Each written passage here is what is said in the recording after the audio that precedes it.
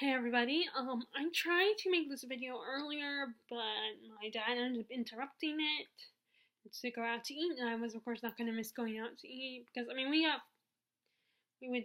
would just be eating like leftovers and I wanted something different. So, here I am attempting to make this video that I made earlier again. Um, I decided to do the 20th century tag 20th century book tag created by Words of a Reader. It's basically a tag where you, from the 1900s to the 1990s, you find a book from each of those decades. And that's basically you just find a book from each of those decades. Now, some of these I found more. And actually, correction. It has to be, of course, you're going through your own personal bookshelf. It's not like you can go find one from search on the internet for a book that happened to take place in the 1900s or whatever. You have to see if you have on your own shelf. And surprisingly, I do. I mean, I was going to do this tag, but I wasn't 100% sure if I would actually find one from each decade.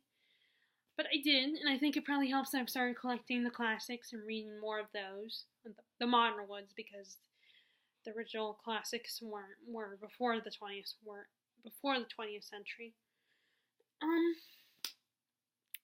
So like I said, it's from the 1990s. You find a book from the 1990s. It can either be a book that was first published in that decade, or it can be a book that is set in that decade. And I think all of these are books that were published in the different decades. Okay, so let's see. My first book is let's get started. My first book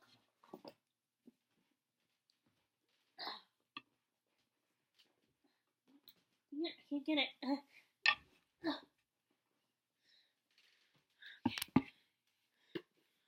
For a book published in the 1900s, I have here A Wizard of Oz. This one is a Barnes & Noble Classics edition, the paperback obviously, but I'm currently thinking about, I am going to donate this book to the used bookstore because it's not like I would like to carry this book around me. It's just one that I would probably read just at home.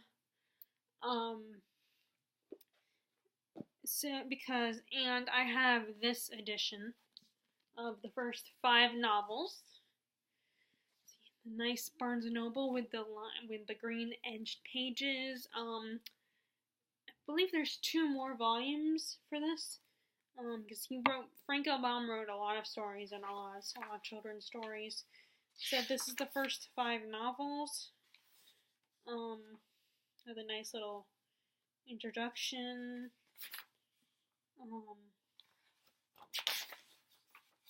The first 5 novels being The Wizard of Oz, of course, The Marvelous Land of Oz, Ozma of Oz, Dorothy and the Wizard in Oz, and The Road to Oz.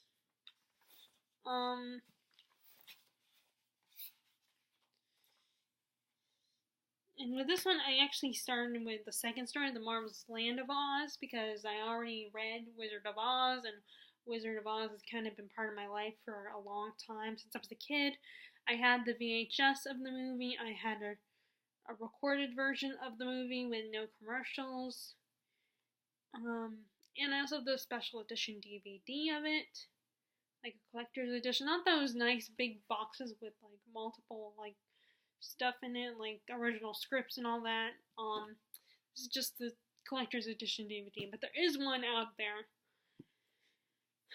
But and also at our local community theater in our old hometown, my dad was cast as the wizard. Which actually, that's a funny story because it was my sister who originally was gonna audition, and I mean, my dad did theater, I think, in high school, but he had no interest in auditioning, but he decided to accompany my sister to her audition, Unfortunately, sad to say, she did not get cast.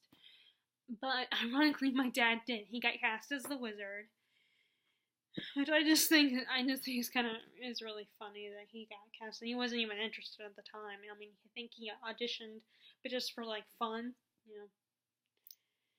So it's the story has kind of been part of my life for a long time. So I wanted to get one of these, and like I said, I think there are 3 other volumes with the rest of the stories, because like I said, Frank L. Baum wrote a lot of stories in Oz. So, but, I still have this paperback one because I try to fill up the bags I put the books in that I'm going to take and need to donate. Okay, next is 1910. And I wasn't sure if I had one, but it turns out Peter Pan was published in 1910. And this is the Borders classic. I don't know if you guys remember Borders bookstore, but it was like a Books a Million or Barnes and Noble, where it had the little cafe and stuff. But unfortunately, it went out in business towards, I think, the end of the 90s, maybe in the early 2000s. But that was the bookstore I grew up with, and this is, like I said, on their versions of classics. And actually, this is another book I took off my shelf, not because I'm not going to donate it to the used bookstore, but I do want to save it for my nephews, Harrison and Daniel. I want to read to them. Maybe one day they'll want to read it, because, I mean, what little boy doesn't want to read Peter Pan? At least I think so. I mean, maybe they wouldn't. But, I mean, then again, Harrison loves books. He loves to read. But he's only 2 right now, so his definition of reading is not as complex as what's in here. I mean, not that this is all that complex, but compared to a 2-year-old. I did want to see if I could give it to my sister and brother-in-law and just give it to them now to put in their books in their library, but I'm feeling if I asked them, they would probably tell me, why don't you just wait until he's old enough to read a book like this, and then you can just remember to give it to him then. But I don't know, I can still try. I think I'm actually we're going to go see them soon, so maybe I'll try, I don't know. Like I said, I have a feeling they'll be like, why don't you just wait until he's old enough? At least him anyway. Okay, then we have the 1920s. Where is it? Where's my 1920s book? Okay, there it is. You can't think of the 1920s or the 30s without thinking about The Great Gatsby by F. Scott Fitzgerald.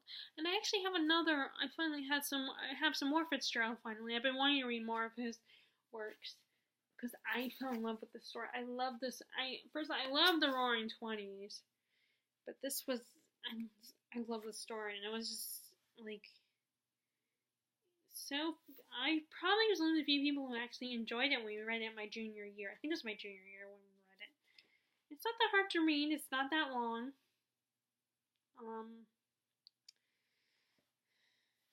I remember really enjoying this. I love the story of Nick Carraway. I was trying to think of his name earlier when I tried to film this earlier. Nick Carraway's his name. That's the main guy.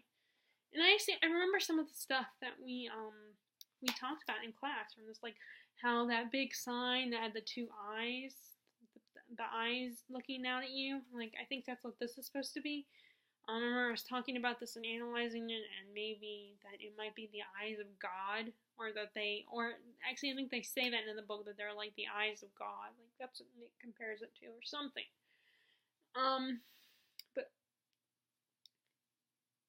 maybe this is Daisy Buchanan's face on the cover, because it looks very feminine. With the lips and everything. This is my 20s book, 1920s. But I also have, from Fitzgerald, I have a book with two of the stories. Where is it? Let me see where. Where's it? Can't find it. Where are you? I knew you were somewhere. Might be up top. Oh wait, no, there it is. Second shelf. Well, if you count the top part, is the second shelf. I have one that's a hardback with two of his stories in it. This Side of Paradise and The Last Tycoon. So I guess there are more novellas, or they're pretty short. And again, or maybe like if they're all this length, then you could probably squeeze in two books in one. So that's my 1920s book. Okay, so next let's go to 1930s. With two. Some of these I have more than one, so I got a little carried away. That is The Hobbit was written in the 1930s, which I did not know. I thought it was like any other like modern day prequels. They're written like after the first few books are published, and then like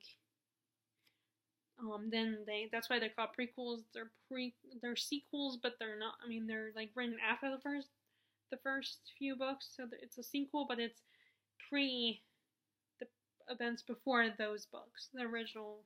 This one was actually published, and written before the original trilogy. But I think it's like something like he was writing a children's story for his own children or something. This is the only Lord of the Rings book, the only book in Middle-earth that I've actually read. Because like I said, it's originally written for children, so it's very easy to read. It's funny every time. Well, I'll get to that in a minute. I'll talk about that when I get to the decade those books were written. Because I have Lord of the Rings on this in here too. I also have Gone with the Wind. I have 2 copies of Gone with the Wind. I have a paperback copy that I actually bought myself. And probably it might have been at Books A Million or Barnes & Noble where I bought that one. But I decided to show you guys this one because it actually looks old. Like it looks like it could have been written in the 30s, like this edition. This is actually an edition that was given to my mom as a gift from her mother, my Lola, my grandmother. It's Lola's grandmother in Tagalog, because I am a small portion Filipino. Like my grandma's full Filipino and my mom's half, so that leaves a quarter for me. This is a gift she gave to her mother, and actually the funny thing is, a gift she gave to her daughter, my mom, in 1974. It's actually funny because January is when her birthday is. My grandmother, my Lola's birthday is in January. Because my mom's is in March. And this was actually in her house. So I guess my mom, this originally was in her house. So I guess my mom didn't, give it back to her, or she left it behind when she moved in with my dad. So these are my 2 1930s books. Okay, so next, after the 1930s, we're working our way through the decades. We have the 40s with my 2 George Orwell books, George Orwell books. 1984 is one of the first dystopians. I have not read it, but I definitely want to read it. And Animal Farm. I guess this one was written after. This might have been written, well, I don't know, maybe not. But they were both written in the same decade. I've been wanting to read this. It's very interesting how it's this edition, because it looks just like a regular. It looks like a children's book, just the way it's written, like those big books. With all the big words and stuff. But no, it is a classic written for a modern classic written for adults about politics using animals. I like this edition because it looks like a children's book. Okay, so next we have 1740s. So now we have the 50s. Okay, I have a few books in the 50s.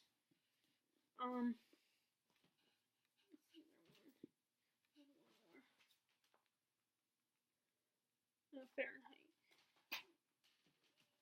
Okay, these are my 1950s books. books. This is when the original trilogy, Lord of the Rings trilogy, was published.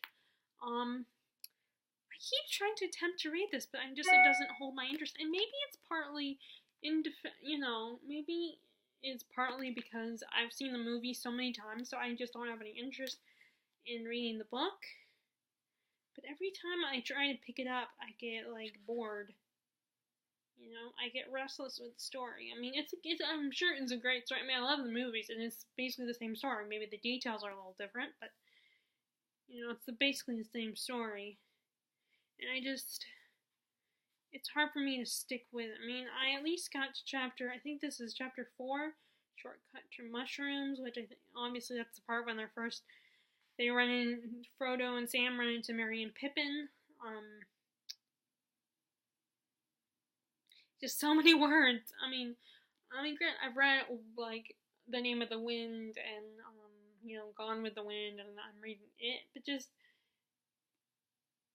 like, Tolkien's writing is very poetic, and when I read, like, I use that word to describe Kate Morton, but not in the way that I mean it for Tolkien, because her writing style flows when I'm referring to Kate Morton, it's more like her writing style is flowering. Flowering would probably be the better word for Kate Morton. Her writing style kind of reminds me of Maggie Stiefvater as I'm reading her Raven Cycle books. I'm on the second one for that one. I'm almost done with it.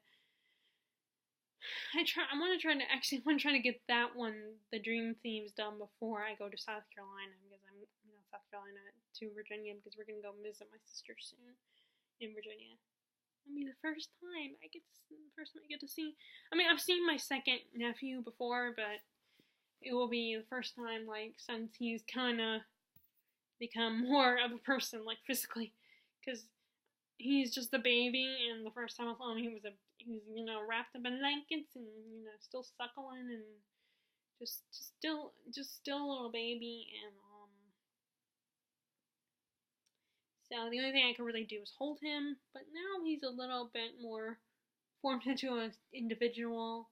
I mean, he's still a baby, but anyway, I'm getting off topic here. So it's just the writing style is sometimes a little hard to get into. I mean, I've read books that are this thick, even thicker, but they are all modern books, and they're written for modern readers, and it's like this one was written in the 30s, and granted, that's kind of funny because I can read like a lot of these modern classics, but this one I can't. To me, despite when it was written, it seems more like a classic of an original classic. My mom's home, I think. Okay, so I also have here Catcher in the Rye, which I just finished, and Holden Caulfield gets on my nerves. I don't like him. He is annoying. He's an annoying little prick. He's just an immature little punk. And then I also read Ray Bradbury's Fahrenheit 451, which this is another one I read in high school, and I've been wanting to reread it. So, I'm going to reread it too. I want to try to reread it this month. Like, this month, my plan was to read sequels and, like, books that you might read in school and study. And this is one of them. Hence why I read Catcher in the Rye. And I just read a separate piece, which probably could have been on here too. But it's not. I didn't pick that one.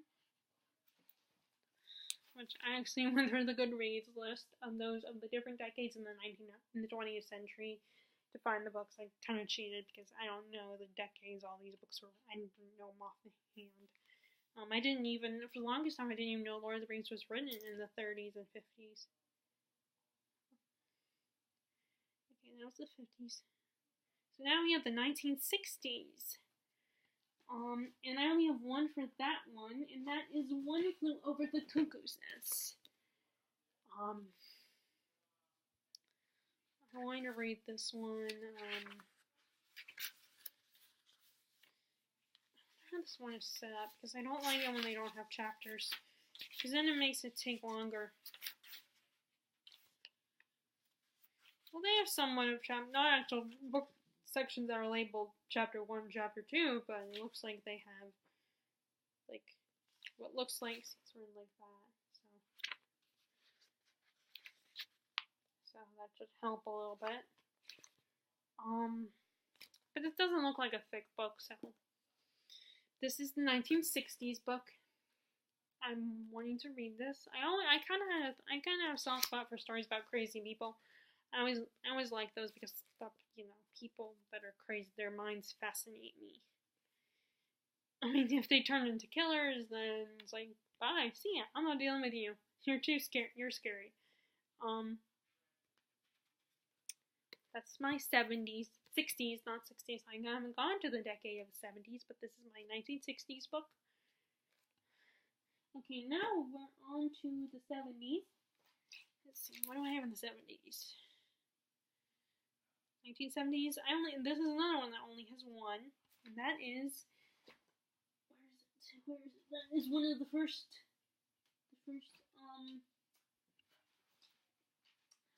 where did I put it? Where are you? Oh, there you are. First, Stephen King that I have here, and that is Salem's Lot. One of the few vampire novels I will still read. Because I have a love-hate relationship with vampires. I don't like vampires. I'm not into the vampire thing anymore. But like I'll reread this, and it's nothing. I'm not one of those people who hates on who hates on Stephenie Meyer's version of vampires. Although Edward was a little too creepy for my taste. But I also didn't like Bella either. But I'm not one of those people who's all like vampires aren't supposed to sparkle and the whole But I like both kinds of vampires.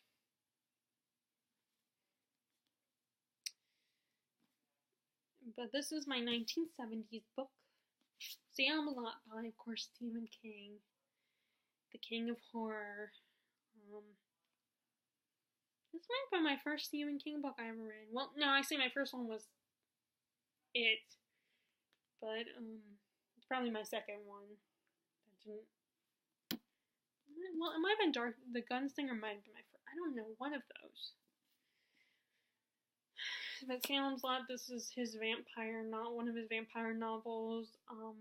They've made movie versions of it.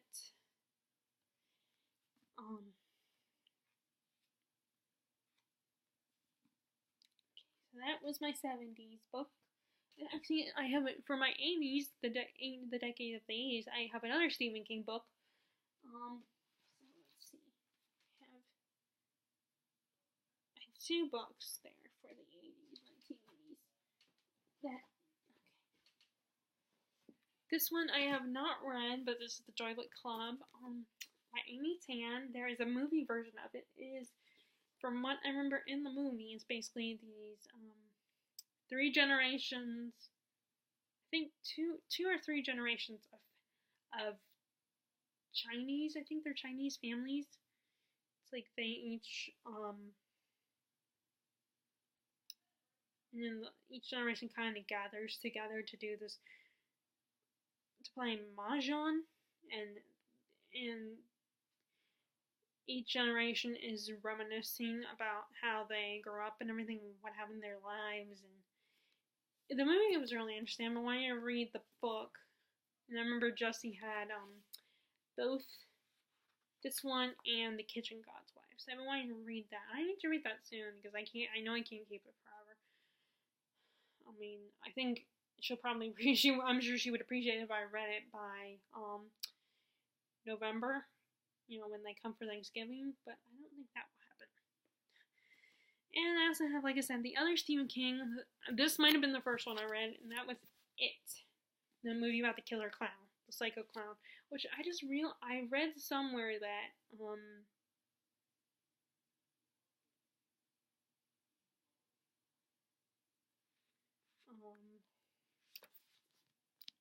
I read somewhere, it might have been this magazine I have, that I just, my mom bought it for me. It is, everything about Stephen King, this magazine. Which is really cool. I'm sure you can find this at, like Barnes & Noble or Borders or any of the mainstream grocery stores or even the gas station.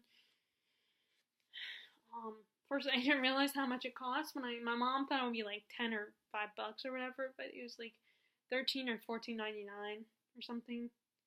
But I was never good at really considering how much something is worth. I've always been really bad, and that's partly because it took me a long time to finally get a job. So I just never had much of a concept for money. But maybe when I start paying bills, which I'm seeing now that I'm making money, my mom, I think she's going to start having me contribute to to our bills, like paying cable bill or something. But anyway, 1980s book is, but I read that the clown, oh no, I think I read it on the internet. I read on the article where they were interviewing and talking about the actor who plays Pennywise in the most recent version that just came out that I saw a few days ago, which is totally awesome. I think the acting is so much better, and it's so much scarier, and it's so much bloodier. But to be fair to the other one, that was made for TV movie. It was made in the 1990s. So the quality and the fact that it was made on ABC for TV on a family channel, it had to be appropriate enough for probably at least for teenagers to watch with their parents. So this one was rated R, and it was, so they had more freedom. And I'm sure Stephen King was very happy for that his film, he had more freedom. I mean, there were still limitations. Like, there were some scenes in this book that could not be in that movie, that just couldn't be in any version. Like, not just because it was impossible to do, but because there's one inappropriate scene towards the climax where the one girl in the group, and these are like 13-year-old kids, like 11 to 13-year-olds, and I don't know what Stephen King was trying to say with that scene. Maybe he was being metaphorical. All the boys have sex with the one girl in the group. She's probably like 12, 13. It's just a very disturbing scene and very inappropriate. But he's also, Stephen King, and guys are a lot of times, not all guys, but guys think about, I'm gonna shut up now. Okay, so, but I love this book. I love Stephen King's writing style. I love his writing. I love how he puts so much story with his characters. He puts a lot of focus on characters. Yeah, I'm not very far in it, and I'm currently I created a book club on Goodreads called the Big Books Book Club, and this is the first book we're reading. Unfortunately, there are a lot of books I'm reading, I'm kind of behind, but I have gotten up to page 403.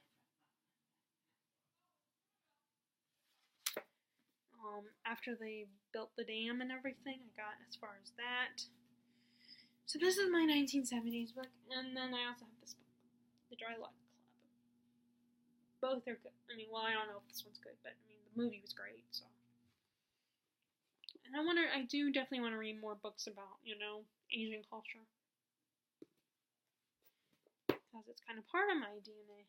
Okay, so the last decade is the 1990s.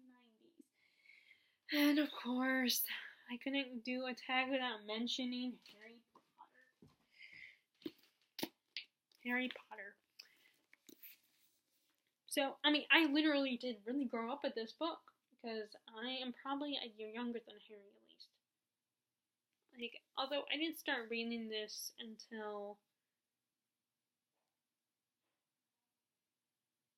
I think, depends on, I don't know what year Harry was born. I can't remember. I'll have to look that up. But I'm a year younger or a year older than Harry, I think. this was by the time that I got into the series, I think the first 3 books had already come out. So because I went to one of the midnight releases of the 4th book when it was Stowe Borders bookstore. I think it was the 4th book. I remember my dad took me there. We didn't stay long. We just waited until the book came out. And I think my dad probably was more prone to talking to people. I was very shy. I mean, I'm still shy, but I'm a little more talkative. Of course, it also helps when my parents or my sister aren't there. Then I can, I mean, I'm probably more worse when it comes to my sister being, my parents being around. But I just kind of hide behind them when they're there. But anyway, yep, so this is my 1990s book, and I also have, I didn't realize this came out in the 90s too, but, Game of Thrones, the first book in the Song of Ice and Fire series.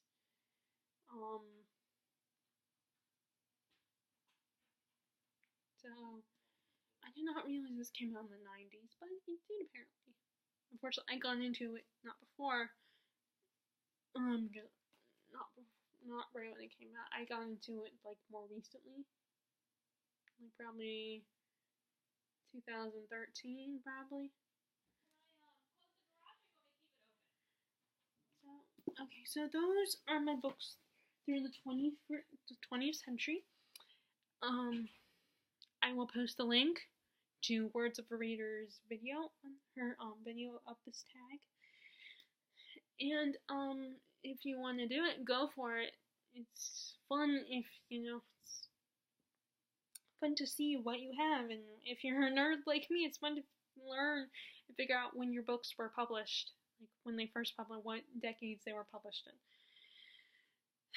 Alright, thank you for listening, and good night.